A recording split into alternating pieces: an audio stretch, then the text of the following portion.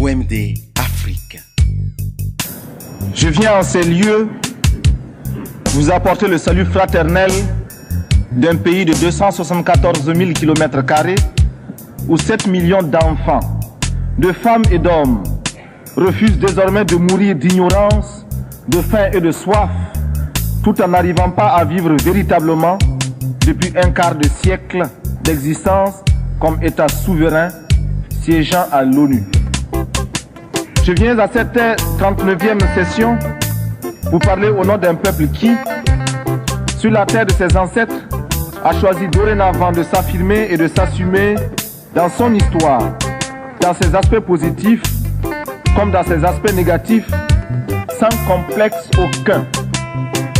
Je viens ici enfin, mandaté par le Conseil national de la Révolution du Burkina Faso, pour exprimer les vues de mon peuple concernant les problèmes inscrits à l'ordre du jour et qui constituent la trame tragique des événements qui fissurent douloureusement les fondements du monde en cette fin du XXe siècle. Un monde où l'humanité est transformée en cirque, déchirée par les luttes entre les grands et les semi-grands, battue par les bandes armées, soumise aux violences et aux pillages. Un monde où des nations, se soustrayant à la juridiction internationale, commandent des groupes de hors-la-loi vivant de rapines et organisant d'ignobles trafics de fusils à la main. Je n'ai pas ici la prétention d'énoncer des dogmes. Je ne suis ni un messie, ni un prophète. Je ne détiens aucune vérité. Nous avons jusqu'ici tendu l'autre joue. Les gifles ont été redoublés. Mais le cœur du méchant ne s'est pas attendri. Ils ont piétiné la vérité du juste. Du Christ, ils ont trahi la parole. Ils ont transformé sa croix en massue. Et après qu'il se soit revêtu de sa tunique, ils ont lacéré nos corps et nos âmes. Ils ont obscurci son message. Ils l'ont occidentalisé. Cependant que nous le recevions comme libération universelle. Alors, nos yeux se sont ouverts à la lutte des classes. Il n'y aura plus de chiffres. OMD Afrique. Je ne suis ni un messie, ni un prophète. Je ne détiens aucune vérité. Nous encourageons l'aide qui nous aide à nous passer de l'aide.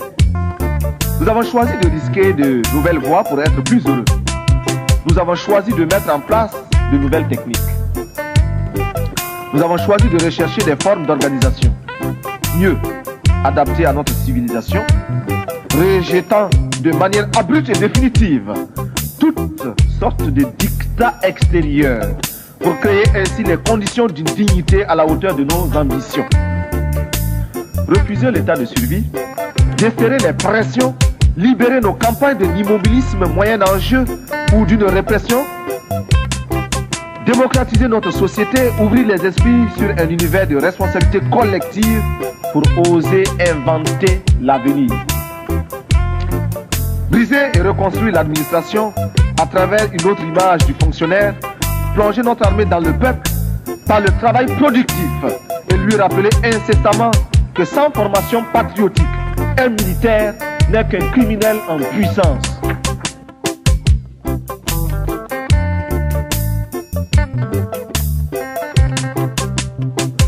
Plus rien ne se fera sans la participation des Burkinabés. Rien qui n'ait été au préalable décidé par nous, élaboré par nous. Il n'y aura plus d'attentat à notre pudeur et à notre dignité. Fort de cette certitude, nous voudrions que notre parole s'élargisse à tous ceux qui souffrent dans leur chair, tous ceux qui sont bafoués dans leur dignité par une minorité d'hommes ou par un système qui les écrase. Permettez-moi, vous qui m'écoutez, que je le dise. Je ne parle pas seulement au nom du Burkina Faso, tant aimé, mais également au nom de tous ceux qui ont mal quelque part.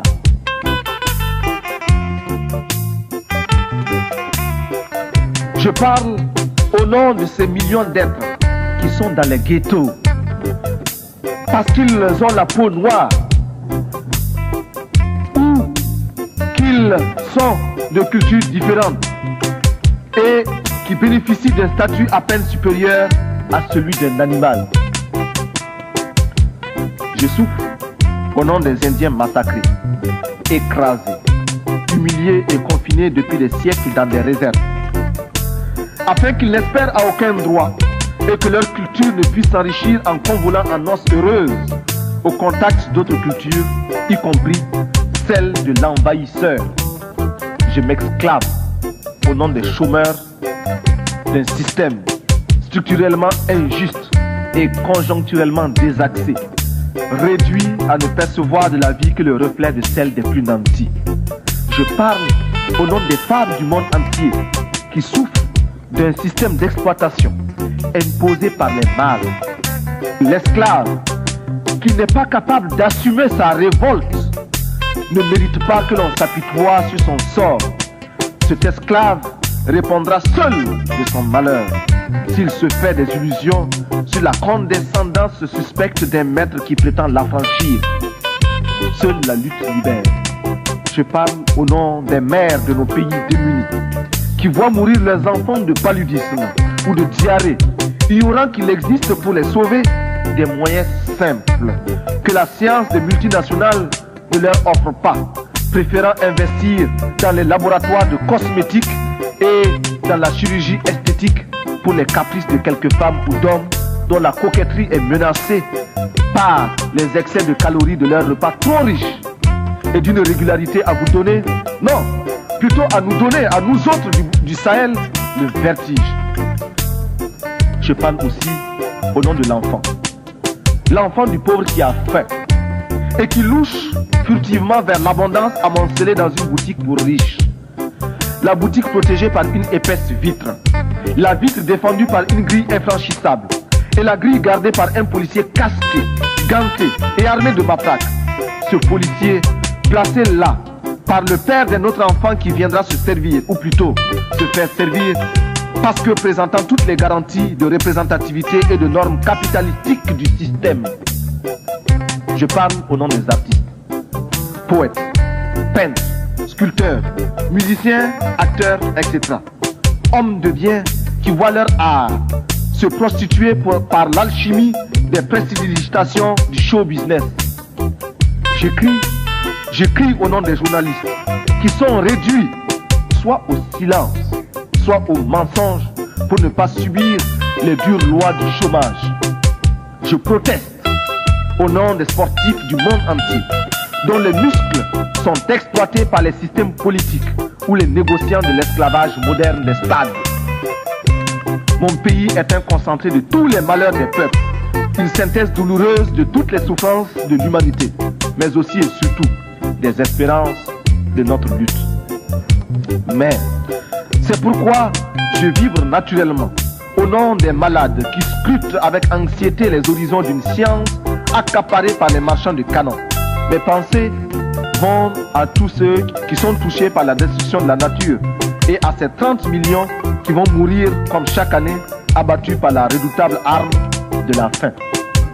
Militaire, je ne peux pas oublier ce soldat obéissant aux ordres, le doigt sur la détente, et qui sait que la balle qui va partir ne porte que le message de la mort.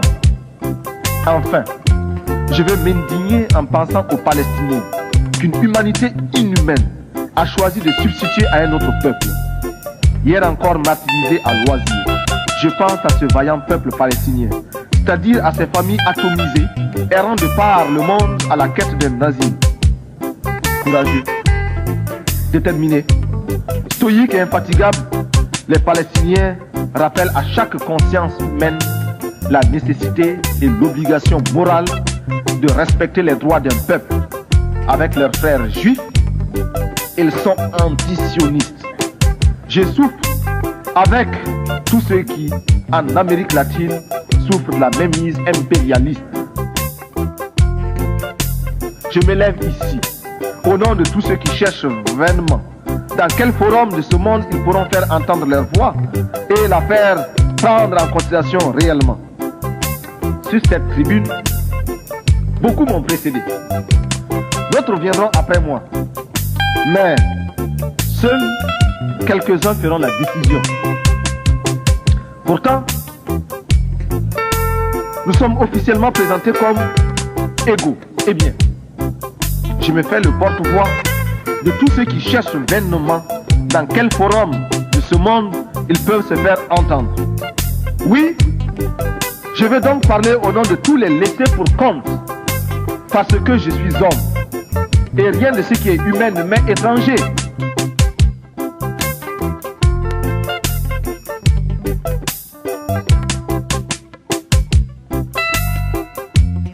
L'Afrique aux Africains, le Burkina Faso aux Burkinabés. Il n'y a plus de duperie possible. J'ai parcouru des milliers de kilomètres. Je suis venu ici pour demander à chacun de vous que nous puissions mettre ensemble nos efforts pour que cesse la morgue des gens qui n'ont pas raison. Pour que s'efface le triste spectacle des enfants qui meurent de faim. Pour que disparaisse l'ignorance. Pour que triomphe la rébellion légitime des peuples. Pour que se taise le bruit des armes et qu'enfin, avec une seule et même volonté, luttant pour la survie de l'humanité, nous parvenions à chanter en chœur avec le grand poète Novalis, je cite, « Bientôt, les astres reviendront visiter la terre d'où ils se sont éloignés pendant nos temps obscurs. Le soleil déposera son spectre sévère, reviendra étoilé parmi les étoiles. Toutes les races du monde se rassembleront à nouveau après une longue séparation. Les vieilles familles orphelines se retrouveront et chaque jour verra de nouvelles retrouvailles, de nouveaux embrassements. Alors, les habitants du temps jadis reviendront vers la terre. En chaque tombe se réveillera la cendre éteinte. Partout brûleront à nouveau les flammes de la vie. Les vieilles demeures seront rebâties, les temps anciens se renouvelleront et l'histoire sera le rêve d'un présent à l'étendue infinie. À bas la réaction internationale, à bas l'impérialisme, à bas le néocolonialisme, à bas le fantoschisme. Gloire éternelle aux peuples qui luttent pour leur liberté. Gloire éternelle aux peuples qui décident de s'assumer pour leur dignité. Victoire éternelle aux peuples d'Afrique, d'Amérique latine et d'Asie qui luttent. La patrie ou la mort, nous vaincrons.